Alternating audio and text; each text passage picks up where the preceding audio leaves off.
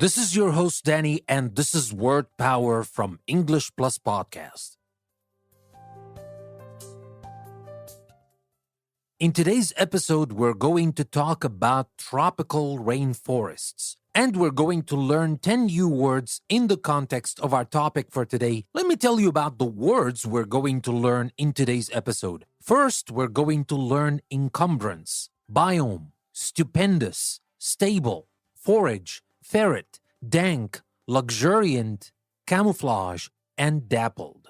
So you might know some of these words, you might not, but even the words you know, you're going to learn a lot more about them when you see them in this context of this beautiful topic, tropical rainforest. Now, before I start, let me tell you that there are 2 links in the description of the episode. One is going to take you to my website, EnglishPlusPodcast.com, where you will go to this custom post I created for this episode. There you will have a chance to practice everything we're learning here, and it's very important. If you really want to keep these words in your active vocabulary bank, go to the website, take the link, and take your English with it to the next level. There are interactive activities and a PDF downloadable worksheet you can use to practice and review the words afterwards. And now, without further ado, let's start talking about tropical rainforests.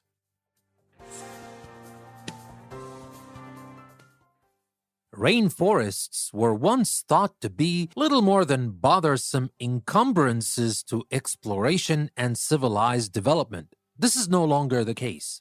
Today, people throughout the world are beginning to realize that a rich variety of plants and animals are sheltered in the rainforests. Like a desert, a tropical rainforest is a biome with its own unique climate, plants, and animals. Trees that grow up to 150 feet in height from a canopy that holds most of the food sources for the animals that live in them. Tropical mammals who live at these heights have learned a variety of ways to move about. Gibbons and spider monkeys swing from branch to branch while other animals make stupendous leaps from one tree to another. For extra stability, tropical porcupines and monkeys wrap their tails around branches. Sandwiched between the forest floor and the treetops is a layer of natural growth called the understory. The dim light at this level has been filtered through the forest's canopy. Here, thin-trunked trees sprout leaves that look like partially closed umbrellas which have been bent to catch the scarce sunlight. Leaf-eating animals forage on these lush, leafy trees. The trees also attract insect-eating birds that travel the tree trunks and ferret out the insects that are dining on the rotting wood. The cool, dank forest floor is blanketed with moss and wet leaves. Only 1% of the sunlight shining on the canopy reaches the ground. The luxuriant vegetation includes rare and strange flowers and other plants, many of which have medicinal value. 2/3 of the medicines used today were first made from rainforest plants. Many animals lay hidden among the layers of leaves and moss. A close look reveals the natural camouflage that helps conceal them. A leopard's dappled coat keeps it well hidden in the shadows, while the leafy-looking shell of a matomata turtle blends in with dead leaves floating down a stream. So that was our story about rainforests, tropical rainforests. And I know we can talk for hours and hours about rainforests, but of course the best way to watch these things is actually, as I said, to watch these things. There are thousands of documentaries that you can watch and explore this amazing world. But for our purposes, we have this topic and we have 10 words that we're going to learn from this topic. Again, let me remind you, these words are encumbrance, biome, stupendous, stable, forage, ferret, dank, luxuriant, camouflage, and dappled. And now, without further ado, let's start with our very first word, encumbrance.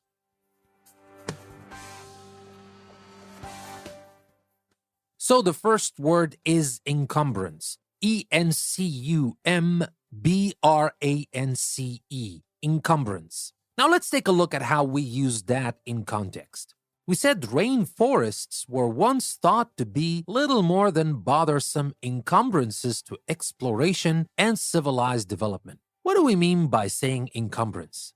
An encumbrance is something or someone that encumbers you.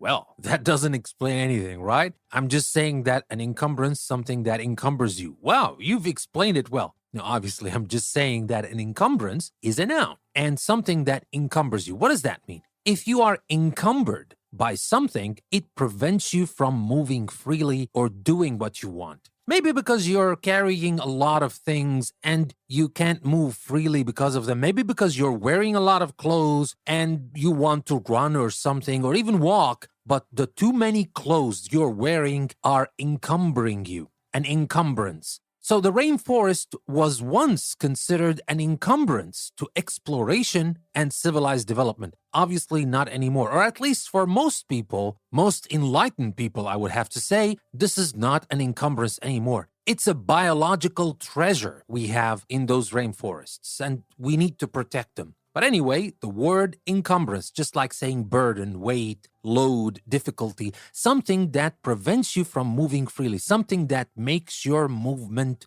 difficult because you have a burden. Okay? That was our first word, encumbrance. Now the next word is biome, B-I-O-M-E. Let's take a look at how we use that in context. We said like a desert, a tropical rainforest is a biome with its own unique climate, plants, and animals. What do we mean by biome? Is it something like ecosystem or habitat? Well, actually it is. A biome is a major ecological community extending over a large area and usually characterized by a dominant vegetation. So we do not say biome about the garden or the backyard. This is not a biome. A biome, we're talking about tropical rainforests. That is a biome because it has to be very big. It's like an ecosystem, a habitat. So that was our second word, biome. Now for the next word, which I like very much, to be honest, stupendous. Now here, the word stupendous, when we start with stupend, you might think it has to do with stupid, which has absolutely nothing to do with stupid. It is just the opposite. Stupendous, S-T-U-P-E-N-D-O-U-S, stupendous. Now first, before I explain it, let's just see how we used it in context. We said gibbons and spider monkeys swing from branch to branch while other animals make stupendous leaps from one tree to another. So what do we mean by stupendous? It is something wonderful, brilliant, amazing. Something that is stupendous is surprisingly impressive or large, or both, impressively large or something like that. But it is definitely not stupid. Don't mistake this word for stupid. Stupid is, everybody knows what stupid means, but stupendous is something wonderful, brilliant, amazing, stunning, something like that. That was stupendous. Now for the next word, stable. S-T-A-B-L-E. Now, stable can be the stables for horses and stuff like that, but here we're talking about it as an adjective. Now, here in the context of our story, we used the noun from stable. We said stability. We said for extra stability, tropical porcupines and monkeys wrap their tails around branches.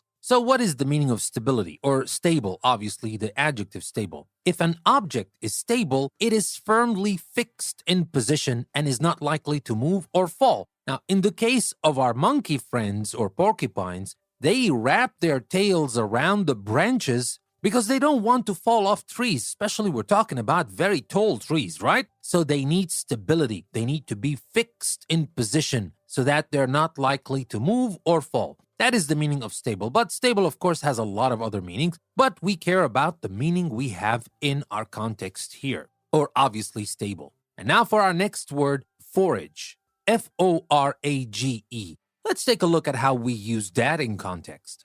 We said leaf-eating animals forage these lush, leafy trees. When you forage something, when animals actually forage, what does that mean? They simply search for food. Now, it's like saying hunting, but it's not exactly hunting because it can be just for fruits. I mean, human beings used to forage. We used to do that a long time ago before we invented tools that allowed us to hunt animals. And even today, of course, we still forage because that is an important source of food. But maybe back in the day, it was the only way to feed ourselves. We couldn't hunt animals. We were just like other animals, foraging. That means searching for food. And here, leaf-eating animals forage on these lush leafy trees. That was our word, forage. And ferret is a close word, but it's not exactly like forage. Ferret has a different meaning here. Now, ferret is spelled F-E-R-R-E-T.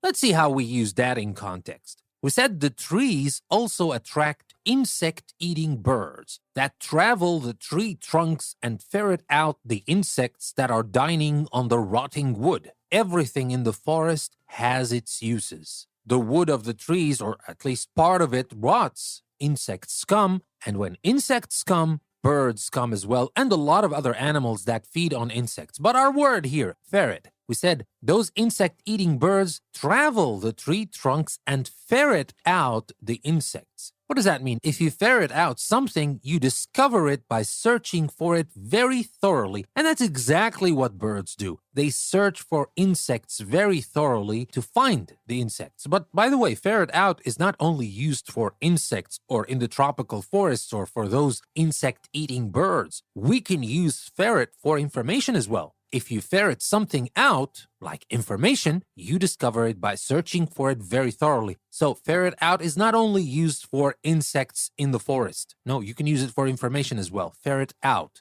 Okay, so that was our word. The next word, dank, D-A-N-K. How did we use that? What did we use this word to describe? Well, we used this word to describe the forest floor. We said the cool, dank forest floor is blanketed with moss and wet leaves. What does that mean when something is dank, a dank place? Now, we use that especially for underground places like a cave. Now, here, of course, it's not underground. When we talk about the forest floor, it's not exactly underground, but it is like a cave because the sunlight doesn't reach the ground floor, or at least just 1% of the sunlight reaches the floor. So it is almost like a cave.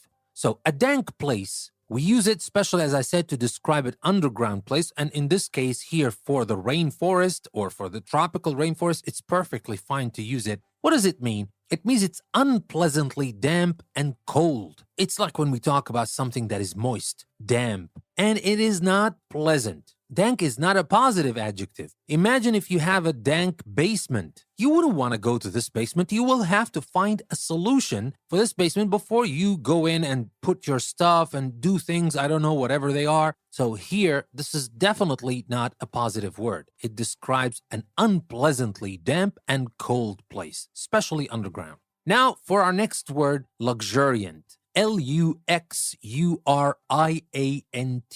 Luxuriant. What does that mean?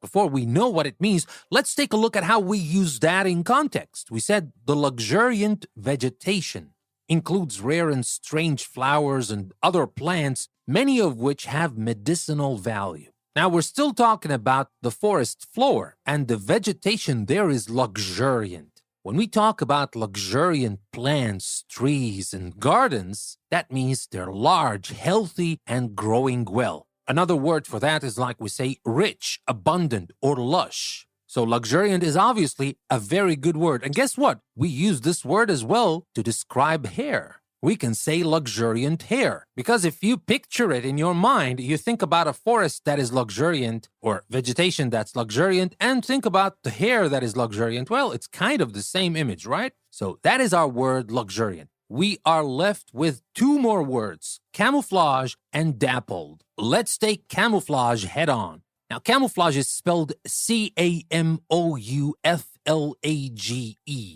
What does that mean? Or before we do that, let's see how we use it in context. We said a close look. Again, we're talking about the forest floor. A close look reveals the natural camouflage that helps conceal those animals. We're talking about some animals that are concealed. You can't see them because of the natural camouflage. So what is camouflage actually? Now, camouflage is the way in which some animals are colored and shaped so that they cannot easily be seen in their natural surroundings. Now, some of them are like chameleons, they change their colors, but some of them are naturally colored in a way that suits their surroundings, so you can't spot them easily. So that is a kind of natural camouflage. Now, of course, when we talk about camouflage for army people, that will have to be artificial camouflage, not natural. They paint their suits and they put some branches and stuff like that. I'm sure you've seen that in movies. And that is exactly camouflage. But here we're not talking about this artificial camouflage. We're talking about the rainforest. We're talking about animals who live there, who've lived there for a very long time, and they adapted to their surroundings in a way that it's very difficult to spot them because of this disguise, this camouflage.